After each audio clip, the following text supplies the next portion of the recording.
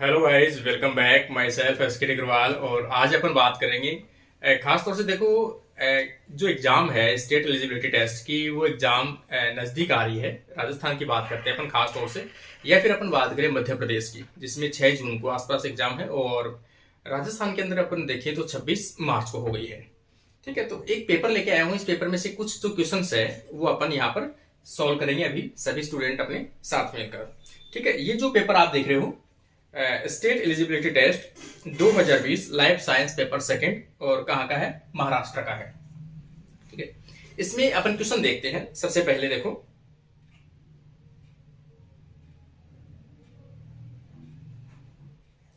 Question number first देख लेते हैं।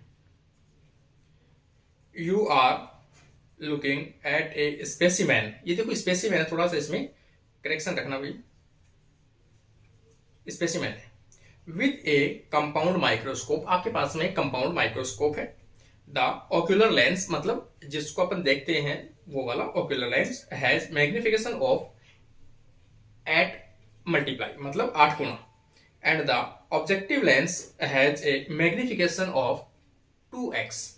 ठीक है, what is the total magnification? तो इस प्रकार का जो माइक्रोस्कोप है, कि आपके पास में एक माइक्रोस्कोप लिया आपने इस प्रकार से, और यहाँ पे एक लेंस लगा हुआ है और एक यहाँ पे लगा हुआ है। ये कितना है? 8x है। और ये कितना है? 2x है। आपने यहाँ पर क्या रखा है? स्पेसिमेन रखा है। आपने इस स्पेसिमेन को देखते हो तो कितने गुना आपको बढ़ाए दिखेगा? तो 8x और 2x मतलब 16x आ जाएगा। तो यहाँ पर अपन इसका राइट आंसर अपन देखें तो वो कौन सा आ जाएगा? 16x आ जाएगा, क्योंकि ऊपर वाला लेंस और नीचे वाला लेंस दोनों को मल्टीप्लाई जब करते, इस प्रकार का जब क्वेश्चन आता है तो आपको थोड़ा सा इस प्रकार का आइडिया रखना है। नेक्स्ट क्वेश्चन अपन देखते हैं, क्वेश्चन नंबर 2 को देखते हैं अपन। ठीक है, सबसे पहले इसमें देखते हैं, which of the following is true for enzyme catalysed reaction. Enzyme catalysed reaction जो है वो मैंने आपको पहले भी बताया है। ठीक, क्योंकि एंजाइम का टॉपिक अपन ने पढ़ा है। जिन स्टूडेंट ने ये टॉपिक पढ़ा है वो देखते ही क्लिक कर देंगे। तो यहाँ पर पूछा गया है, देखो ए ऑप्शन, के एम इज एफिनिटी कांस्टेंट। तो एफिनिटी कांस्टेंट मैंने आपको एक ग्राफ बना के बताया था कुछ इस प्रकार से, यहाँ पे, कि यहाँ से ऐसे कुछ अपन चलते हैं ये वाला, तो यहाँ पर जो आ जाएगा वो तो वी मैक्स आ जाएगा। और इसका हाफ अगर अपन लेके चले यहाँ पर तो ये आ जाएगा के एम। के एम क्या है?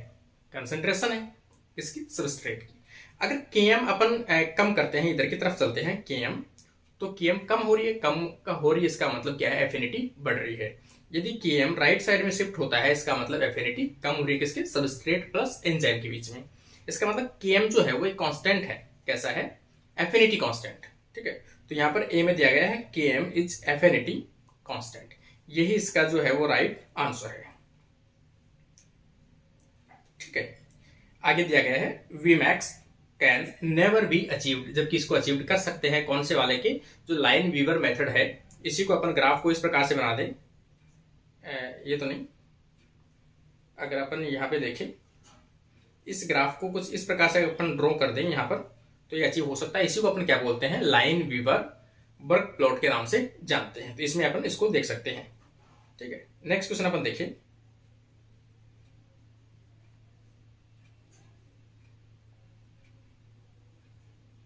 इसमें 3 नंबर का जो क्वेश्चन है वो देखो आप। Which of the following statement about monosaccharide correct? किसके बारे में पूछा गया? मोनोसेक्राइड के बारे में करेक्ट पूछा गया है कि क्या करेक्ट है। पहला देखो, P epimers of monosaccharides differ in chemical properties. ठीक है, क्यों देखो, in aldose C is the anomeric carbon. ये भी ठीक है कि किसी भी आप साइक्लिक स्ट्रक्चर जब बनाते हो इस प्रकार से, तो यहाँ पर जो कार्बन है ये क्या है? एनोमेरिक कार्बन होता है। Anomers differ in configuration at the glycosidic carbon. Glycosidic bond ऊपर बनता है या नीचे बनता है, उस पर डिपेंड करता है। ऊपर की तरफ है तो बीटा, नीचे की तरफ है तो अल्फा। ठीक है ना, ये ऊपर की तरफ बीटा ओ एच और यहाँ है तो अल्फा। और एस दिया गया है, epimer differ in configuration at any carbon other than glycosidic bond. ठीक है ना। ग्लाइकोसाइडिक बॉन्ड के अलावा कोई भी बॉन्ड है जहां पर किरल सेंटर है, उसके ऊपर अगर HOH ग्रुप रोटेशन हो रहा है तो उसको अपन क्या कहते हैं, एपीमर के नाम से जानते हैं। जैसे मैंने आपको बताया था, ग्लूकोज का जो 4 नंबर का कार्बन का एपीमर है वो तो क्या है, गैलेक्टोज है। 2 नंबर का जो कार्बन का एपीमर है उसे क्या बोलते हैं, मैनोज बोलते हैं। तो यहाँ पर इसकी जो चारों ऑप्शन जो है वो चारों ही इसके क्या है, राइट ऑप्शन है। तो यहाँ पर इसका जो राइट आंसर आ जाएगा वो आ जाएगा PQRS, right answer. Next question अपन देखें,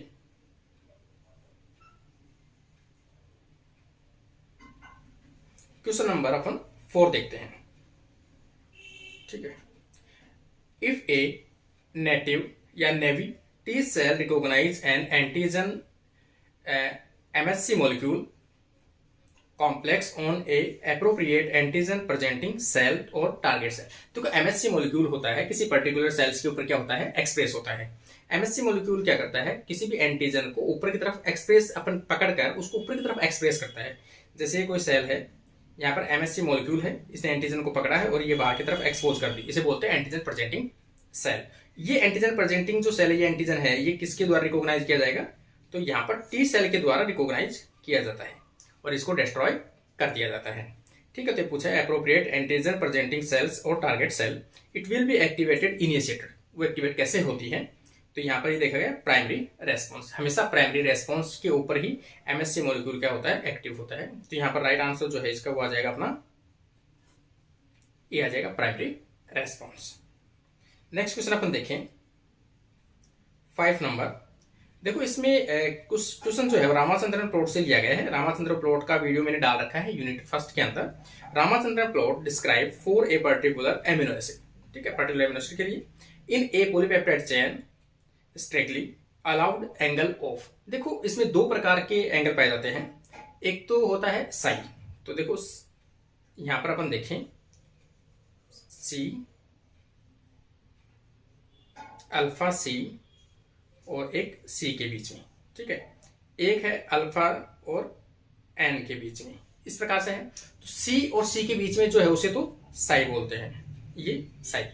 और सी और अल्फा सी और एन के बीच में है तो उसे फाई बॉन्ड बोलते हैं। ये दोनों क्या होते हैं, रोटेशन होते हैं। इसी के आधार पर रामाचंद्र प्लॉट ने जो है वो रामाचंद्र प्लॉट दिया था।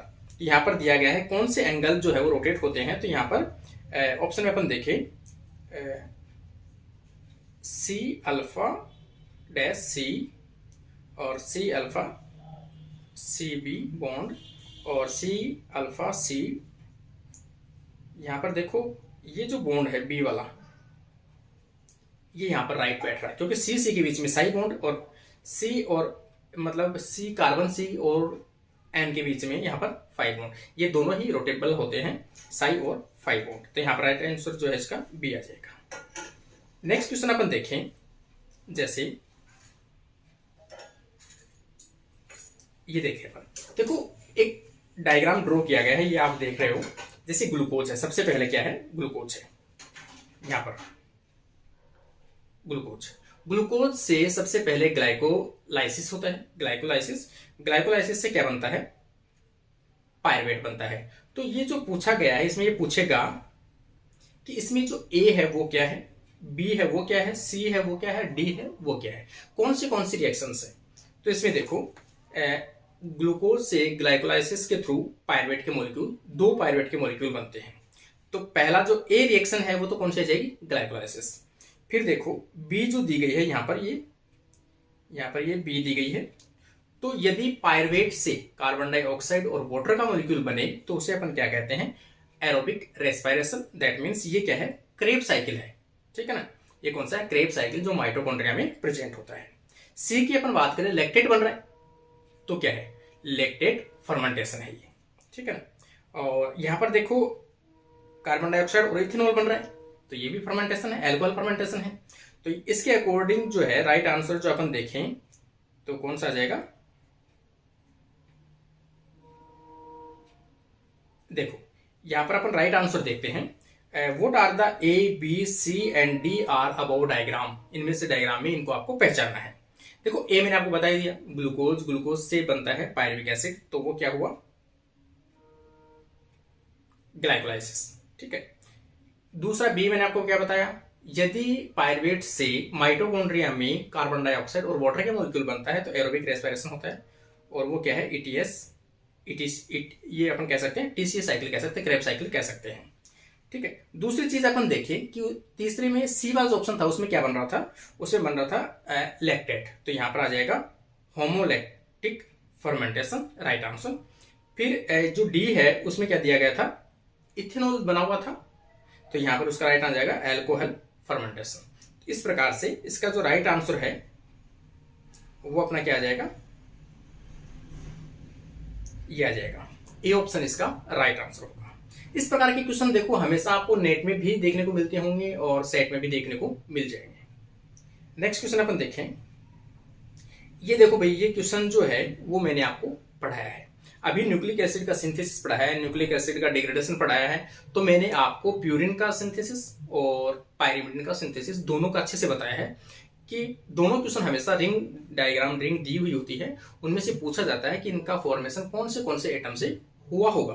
तो यहां पर देखो, various atoms of pyrimidine ring are derived from, तो कहां से बने हैं ये। ठीक है, तो यहां पर अपन ऑप्शन देखें कि जैसे मैं आपको बता दूं, ये डायग्राम मैंने पहले भी बनवा चुका हूं आपको जब पढ़ाया था, कि यहां पर देखो कार्बन 4, 5, 6 और N1, ये जो है वो किससे बना है, एस्पार्टेट से बना है।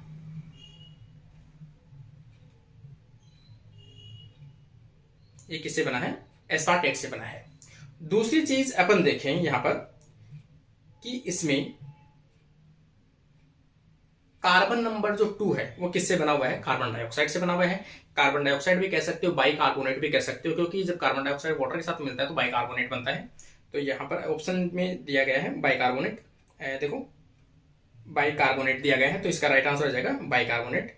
और फिर जो बचा है वो कौन सा बच गया आपका, यहाँ पर N3 बच गया है। N3 किससे है, ग्लूटामाइन से है, तो यहाँ पर आ जाएगा ग्लूटामाइन। इसका मतलब इसमें 3 चीजें आएगी, एस्पार्टेट और कार्बन डाइऑक्साइड या बाइकार्बोनेट और ग्लूटामाइन। तो यहां पर ऑप्शन में अपन देखें, पहला ऑप्शन देखो N1, C4, C5, C6 किससे बने, एस्पार्टेट से, जो मैंने बताया वो सही है। कार्बन 2 देखें अपन बाइकार्बोनेट से, मैंने ये बताया सही है। और कार्बन N3 देखें तो ग्लूटामाइन से। इसका मतलब अपने को इसको ऑप्शन देखने की जरूरत ही नहीं है, इसका जो राइट आंसर जो है वो क्या आ जाएगा, ये आ जाएगा, A option is the correct option. Next question चलते हैं। देखो 8 नंबर का जो क्वेश्चन है ये हर एग्जाम में कहीं ना कहीं आपको देखने को मिलेगा। ये क्वेश्चन हमेशा पूछा गया है क्वेश्चन है। देखो पहली चीज तो अपन देखें कि lac repressor is an example of, जो लैक ऑपरेशन आप पढ़ते हो, बैक्टीरिया के अंदर gene expression and gene regulation आप पढ़ते हो, ये मैंने आपको पढ़ा रखा है, आप देख लेना यूनिट के अंदर मिल जाएगा आपको, 3rd यूनिट के अंदर पूरा पढ़ा रखा मैंने। तो लैक ऑपरेशन, ये जो रिप्रेसर है, रिप्रेसर में किस प्रकार की प्रोटीन का कॉम्बिनेशन या फोल्डिंग पाया जाता है, तो ये क्वेश्चन काफी एग्जाम के अंदर मैंने देखा है जो हमेशा पूछा जाता है, और उसका फिक्स राइट आंसर होता है हेलिक्स टर्न हेलिक्स। ठीक है ना, ये थोड़ा सा आपको याद रखना भाई, इसका जो आंसर है वो हेलिक्स टर्न हेलिक्स होता है, और ये कई एग्जाम में मैंने देख लिया, तो आपको ये याद करके जाना है, सेट के एग्जाम के लिए खास तौर से इंपॉर्टेंट एग्जाम्पल है ये। नेक्स्ट क्वेश्चन अपन देखें, 9 नंबर का अपन देखें। देखो, of the following which is not involve in steady state regulation of haematopoiesis. Haematopoiesis एक ऐसी कंडीशन है, अपन कह सकते हैं हिमेटोपोइसिस, जिसमें ब्लड का क्या होता है, फॉर्मेशन होता है, हिमेटोपोइसिस। ठीक है, तो यहां पर अपन देखें ऑप्शन, इनमें से नॉट इन्वॉल्व, इनमें से कौन सी स्टेट है वो इन्वॉल्व नहीं होती है, अपन ये कह सकते हैं, तो ये आपको देखना है। इसमें अपन देखें पहला, control of the levels and type of cytokines produce by stromal cells in bone marrow. ये तो राइट है, क्योंकि cytokines stromal cells bone marrow से प्रोड्यूस किए जाते हैं। Production of cytokines which hematopoietic activity by cell such as activated T cells को activate करता है, ठीक है, एंड मैक्रोफेज को एक्टिवेट करता है, ये भी ठीक है। Removal of some cells by the controlled induction of cell death, मतलब जो भी सेल डेथ होती जा रही है उनको रिमूव करता जा रहा है, लाइक एज एपोप्टोसिस अपन कह सकते हैं। ठीक है, ये भी इसके द्वारा भी कंट्रोल किया जाता है। और यहाँ पर दे रखा है मिजनगिलियल सेल्स। देखो मिजनगिलियल सेल्स का हेमेटोपोइटिक जो पोइसिस है, हेमेटोपोइसिस इसमें कोई रोल नहीं है, क्योंकि मिजोगिलियल सेल्स है जो इंटरल्यूकेंस है उनको सिक्रेट करने वाली सेल्स होती हैं। तो यहाँ पर इसका जो राइट आंसर होगा वो आ जाएगा अपना डी ऑप्शन, मिजोगिलियल सेल्स, जो इसमें पार्टिसिपेट नहीं करती है, नॉट इन्वॉल्व। नेक्स्ट क्वेश्चन अपन देखें, 9 नंबर हो गया। 10 नंबर अपन देखते हैं पहले। द इवोल्यूशन ऑफ टेट्रापोड्स की जो 4 पैरों वाले या फिर अपन कहें 4 पैरों वाले जंतु हैं उनका ओरिजिन कहां से हुआ है। ठीक है, तो उसका ओरिजिन अपन देखें तो सार्कोप्टेरिजियन। ठीक है ना, तो इसका राइट आंसर जो है वो आ जाएगा सार्कोप्टेरिजियन जो है। इसको देखो बोनीफिश का मेंबर है ये। ठीक है ना, बोनीफिश जो है उसको उसके नाम से भी जानते हैं इसको, और एक इसका और भी नाम है, तो उनसे इसको कंपेयर किया जाता है और इसी से इसको ओरिजिन माना जाता है टेट्रापोड्स को। तो इसका राइट आंसर जो है होगा वो क्या होगा, सार्कोप्टेरिजियन, सी ऑप्शन। नेक्स्ट क्वेश्चन अपन देखें, 11 नंबर अपन देखते हैं। एक गैप दिया हुआ है पहले, तो सबसे पहले ठीक है ना, तो ये रिक्त स्थान इसमें दिया गया है कि इसमें क्या आएगा, is the only non protein. देखो पूछा क्या रही है, नॉन प्रोटीन। मैंने कई बार आपको जब भी पढ़ाया मैंने बताया कोई भी चीज आप पढ़ो तो पता होना चाहिए अपने को, इनमें से प्रोटीन का पार्ट कौन सा है, नॉन प्रोटीन का पार्ट कौन सा है। मैंने अभी एंजाइम्स पढ़ाए तो उसमें को एंजाइम्स पढ़ाए थे, तो को एंजाइम पढ़ाए तभी मैंने बताया था कि को एंजाइम्स जो है को फैक्टर्स हैं वो क्या होते हैं, प्रोटीन के की बजाय जो विटामिन उनसे बने होते हैं। ठीक है ना, तो इसका राइट आंसर क्या आ जाएगा, मतलब अगर कहें कि नॉन प्रोटीन पार्ट है तो उसे एपो एंजाइम के नाम से जानते हैं, अगर एंजाइम में होगा तो। एपो एंजाइम में कोई भी कोफैक्टर हो सकता है, कोफैक्टर जो खासतौर से विटामिन से बने होते हैं, नॉन प्रोटीन पार्ट है। तो ये दे रखा है non protein component of the electron transport system. Electron ETS के अंदर ऐसा कौन सा कंपोनेंट है जो नॉन प्रोटीन से बना होता है, ये पूछा इसमें। तो ऑप्शन अपन देख लेते हैं।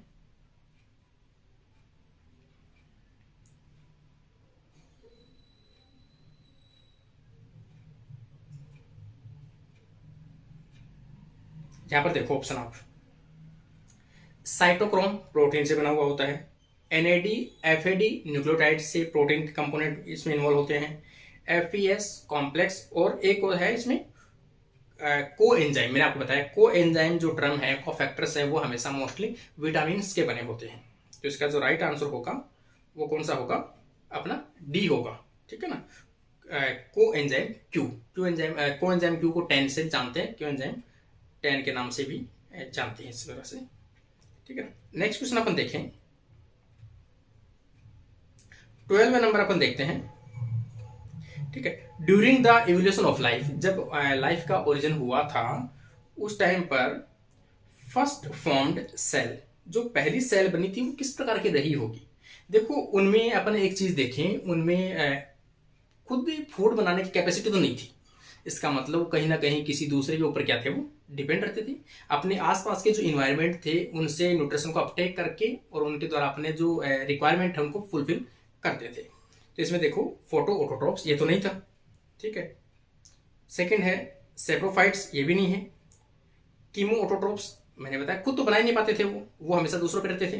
तो यहाँ पर कीमो हेटरोट्रोप्स थे। ठीक है ना, केमिकल्स आसपास के जो भी एटम्स हैं, आयंस हैं, उन सबको यूज में लेते थे और उनके द्वारा अपना जीवन यापन करती थी वो सेल्स। तो इसका जो राइट आंसर होगा वो कौन सा होगा, कीमो हेटरोट्रोप्स होगा। ठीक है ना, नेक्स्ट क्वेश्चन अपन देखें। यहां पर अपन देखो सबसे पहले तो कि इसमें पूछा किससे है, सोडियम पोटेशियम पंप। आपको मैंने अभी जो नेक्स्ट क्लास आएगी उसमें बताऊंगा, क्योंकि मैंने अभी ट्रांसपोर्ट स्टार्ट कर रखे हैं, ट्रांसपोर्टर इन मेम्ब्रेन। ठीक है, तो इसमें देखो in every cycle of its activity, प्रत्येक साइकिल जो एक्टिविटी है at the expense of 1 ATP, एक एटीपी मॉलिक्यूल को यूज में लेता है। 1 सोडियम पोटेशियम एटीपेज। देखो सोडियम पोटेशियम के एटीपेज के अपन स्ट्रक्चर बनाए यहाँ पर कुछ इस प्रकार से, जैसे ये है। ठीक है, इसमें सोडियम पोटेशियम पंप कुछ इस प्रकार से, ये अल्फा है और ये इसकी बीटा सब यूनिट है, वो हेल्पर सब यूनिट है। इसमें से सोडियम के 3 मॉलिक्यूल और 2 मॉलिक्यूल बाहर जाते हैं पोटेशियम के।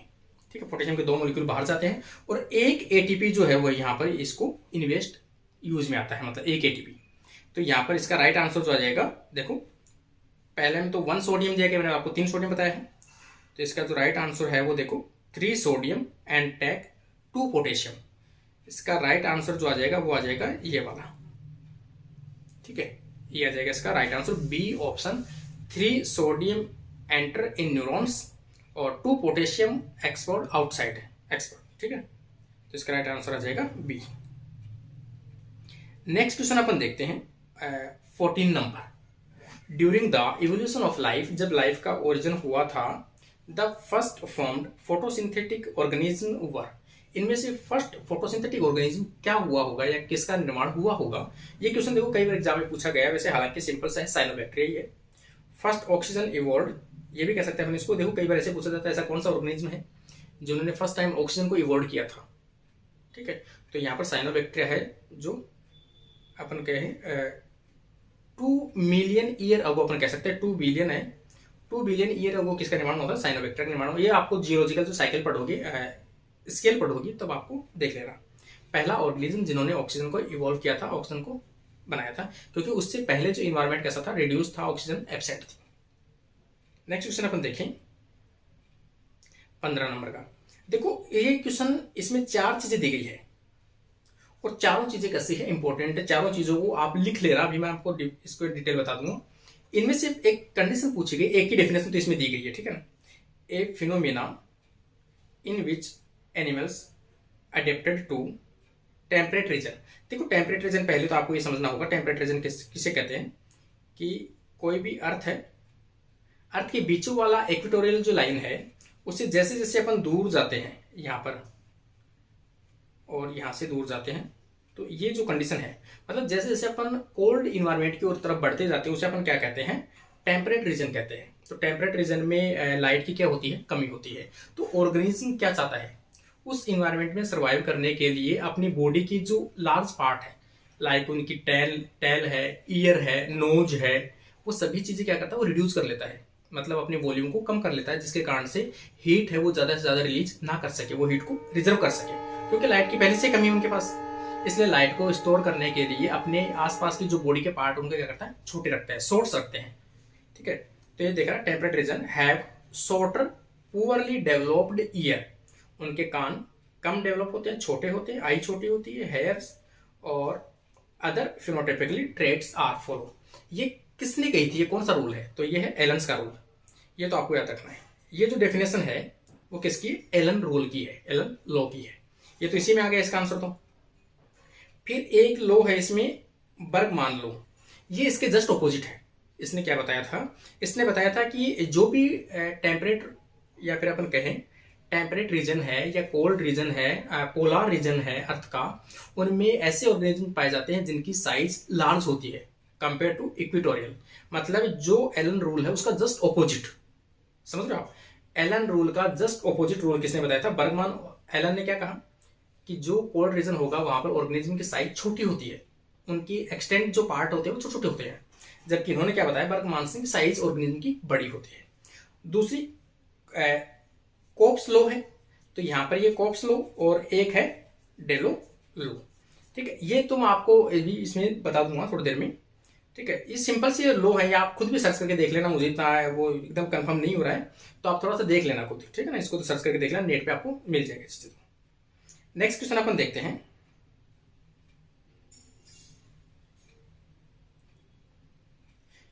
16 नंबर अपन देखें। If one wish to determine the variation in the body size of frog from 4 different population, अलग अलग 4 पॉपुलेशन है, 4 पॉपुलेशन की वहां से अपन ने क्या लिया, फ्रॉग को लिया है और uनकी बॉडी साइज को क्या किया है, कंपेयर किया है। The appropriate test statistics would be, तो कौन से टेस्ट यूज में आएगा, तो यहाँ पर आ जाएगा एफ टेस्ट, इसका राइट आंसर। ये तो आप स्टैटिस्टिक्स थोड़ा सा पढ़ लेना, उससे थोड़ा आइडिया हो जाएगा। नेक्स्ट क्वेश्चन अपन देखिए, Which of the following is not a characteristic of competitive inhibition and enzyme? इनमें से कौन सा स्टेटमेंट है वो गलत है, ठीक है। ये अपन कह सकते हैं कि कॉम्पिटिटिव इनहिबिटर, देखो पहली चीज तो कोई भी एंजाइम है, ये कोई एंजाइम है, इसकी ये एक्टिव साइट है, यहां पर क्या बाइंड होता है, सबस्ट्रेट बाइंड होता है, और यहीं पर क्या बाइंड होगा, इनहिबिटर बाइंड होगा मतलब कॉम्पिटिटर बाइंड होगा। तो कॉम्पिटिटर जो बाइंड है यहाँ पर कॉम्पिटिटिव इनहिबिशन बताया है। तो कॉम्पिटिटिव इनहिबिशन की पहली बात है एक्टिव साइट पे बाइंड होते हैं, एंजाइम के कॉम्पिटिटर होते हैं, लेकिन अगर सबस्ट्रेट की कंसंट्रेशन बढ़ा दी जाए तो जो इनहिबिटर वो अपने आप सेपरेट हो जाते हैं। दूसरी चीज है ये जो केएम है, केएम को क्या कर देते हैं, ये बढ़ा देते हैं। ठीक है, ये क्या करते हैं, केएम को बढ़ा देते हैं, क्योंकि केएम क्या होती है, एफिनिटी होती है। ठीक है ना, जब बीच में डिस्टर्बेंस करोगे आप एंजाइम और सबस्ट्रेट के बीच में घुसोगे इनहिबिटर्स, तो क्या होंगे, उनके बीच में जो एफिनिटी है वो धीरे धीरे क्या हो जाएगी, कम हो जाएगी, मतलब बढ़ेगी। एफिनिटी क्या होगी, बढ़ेगी। ठीक है ना, तो यहाँ पर जो दे रखा है एफिनिटी कम हो जाएगी, केएम बढ़ेगा। ठीक है ना, यहाँ पर आपको समझना आता है। तो पहला दिया है it result in increase KM, KM तो बढ़ेगा मतलब एफिनिटी कम होगी। There is no change in KM, देखो इसने दूसरा ऑप्शन दे दिया केएम में कोई चेंज नहीं होगा, जबकि होगा, केएम क्या होती है, बढ़ती है, एफिनिटी कम होती है। The inhibitor bind to active site of enzyme, ये मैंने बता दिया आपको। It can be relieved by increasing the concentration of substrate, इनको हटाया जा सकता है अगर आप सबस्ट्रेट की कंसंट्रेशन को बढ़ाते हो तो। इसका मतलब इसमें जो गलत आंसर है वो कौन सा है, बी जो इसका वो क्या है, गलत आंसर है। नेक्स्ट क्वेश्चन अपन देखते हैं।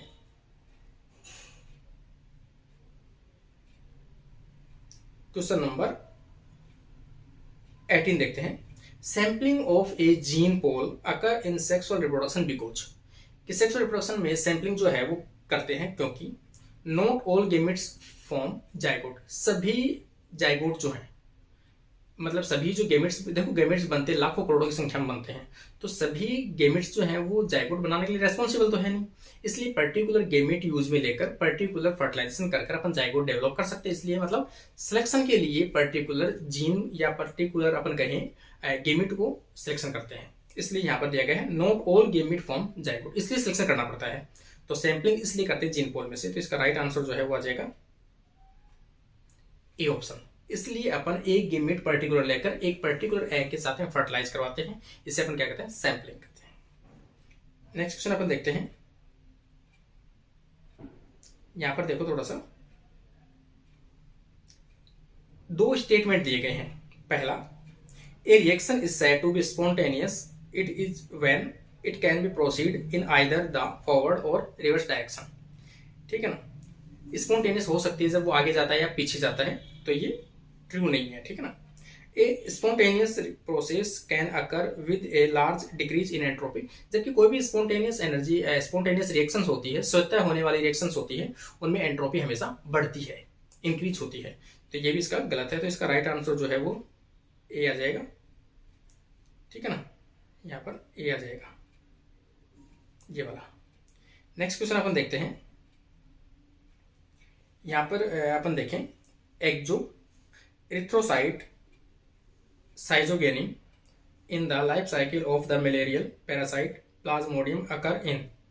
ठीक है ना, तो ये जो साइजोगोनी जो साइकिल है प्लाज्मोडियम की लाइफ की, ये कहाँ पर पाई जाती है, अपन प्लाज्मोडियम की, तो ये कहाँ पर पाई जाती है, देखो लीवर के अंदर, क्योंकि जब इन्फेक्शन होता है, इन्फेक्शन के 30 मिनट के बाद में लगभग वो लीवर के अंदर एंटर कर जाता है। तो यहाँ पर इसका जो राइट आंसर आ जाएगा वो आ जाएगा इसका, अपने कहें, लीवर। इस प्रकार से आज के देखो इंपॉर्टेंट जो क्वेश्चन थे वो 20 मैंने करवाए हैं। अगर आपको पसंद आता है इसी प्रकार से क्वेश्चन सॉल्व करवाना, तो आप कमेंट बॉक्स में ज्यादा से ज्यादा कमेंट करें, आपका रेस्पॉन्स बताएं, ताकि मैं अगला वीडियो इसी प्रकार से सोल्यूशन लेके आऊं, ताकि आपने जो पढ़ा है वो आपका कैसा कैलकुलेट कर पा रहे हो, माइंड को एक्टिव कर पा रहे हो क्या नहीं कर पा रहे हो। ठीक है, देखो मैंने आपको पहले ही बताई है, किसी भी चीज के सिलेक्शन के लिए आपका माइंड इतना शार्प, इतना अलर्ट होना जरूरी है। और ये शार्पनेस माइंड की कहाँ से आती है, शार्पनेस माइंड की आती है आपके रेगुलर पढ़ने से। अगर आप किसी भी चीज को छोड़ देते हो तो धीरे धीरे धीरे धीरे नॉन मेमोरी के अंदर चली जाती है। इसलिए आप किसी चीज को बार बार देखते हो, आप किसी व्यक्ति से, किसी पर्सन से बार बार मिलते हो, तो आपकी जो मेमोरी पावर है उसके लिए क्या हो जाती है, एक्टिव हो जाती है, मतलब उसको एक्सेप्ट कर लेती है कि ये पर्टिकुलर पर्सन है। देखो किसी भी लाइफ की, चाहे कोई भी पॉइंट हो, लाइफ की कोई भी चीज हो, अपन पानी की बात करें, कोई भी पानी अगर रुकता है, इकट्ठा होता है, तो धीरे धीरे उसके अंदर कीड़े पड़ने लगते हैं, उसमें कमोदन आने लगते हैं, उसमें एल्गी, फंगस, ब्राइफाइट सभी ग्रोथ करने लगते हैं, मतलब पानी सड़ने लगता है। कहने का मतलब ये, अगर पानी नदी का या रिवर का किसी का भी हो, अगर बहता हुआ पानी है, वो हमेशा कैसा रहता है, प्यूरिफाई रहता है, हमेशा बेस्ट रहता है। इसलिए मतलब आपकी लाइफ अगर है, अपनी लाइफ को हमेशा थोड़े बहुत मूवमेंट हमेशा चलते रहना चाहिए, मतलब आपको पढ़ते रहना चाहिए। तभी आपका जो नॉलेज है, आपका कॉन्फिडेंस है, वो हमेशा इंक्रीज होता रहेगा। अगर आपने किताबें छोड़ दी, आपका धीरे धीरे कॉन्फिडेंस और आपका नॉलेज धीरे धीरे डाउन आने लगेगा। इसका मतलब कोई भी इंटेलिजेंट, कोई भी कमजोर नहीं होता है। जो रेगुलर स्टडी करते हैं, दैट मीन्स वो कन्वर्ट इनटू इंटेलिजेंट। ठीक है ना, यही राज है कि इंटेलिजेंट कौन है और वीक कौन है। वीक वो है जो बहुत कम पढ़ता है, रेगुलर नहीं पढ़ता है, एग्जाम आई 3 महीने पढ़ लिए, 2 महीने पढ़ लिए। और इंटेलिजेंट कौन है, जो एग्जाम है या ना, उसको नॉलेज से मतलब है। नॉलेज पर कहें डेली डेली डेली उसका नॉलेज क्या करना है, इंक्रीज करना है, दैट मीन्स इंटेलिजेंस। ठीक है ना, तो आज के लिए अपनी क्लास यहीं खत्म होती है। Thank you friends.